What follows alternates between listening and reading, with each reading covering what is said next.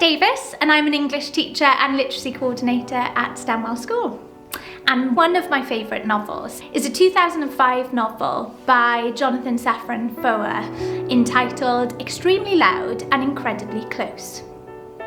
What I love about this novel is that the story's main narrator is a 9-year-old boy named Oscar, who sadly lost his father in the 9/11 attacks. And a year after the loss of his father, he finds a key in a vase and he understands that the key is his father's, and he kind of goes on a quest to discover the origin of the key and what the key opens. The story is very much about him coming to terms with his father's death and grief, but he does so in a really interesting way where he travels around the 5 boroughs of New York, meeting various people and finding out their own stories, but it also interweaves, as he meets people,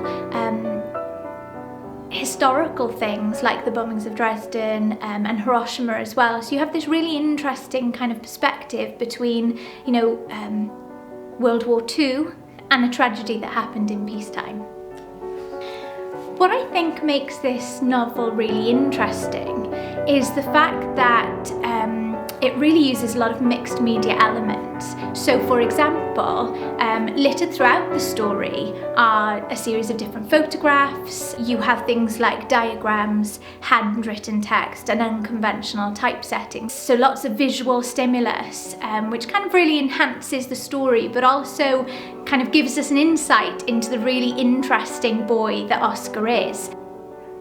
At the end of the novel, you have this really poignant image of the falling man that at the time a lot of news outlets and the world press kind of shied away from showing.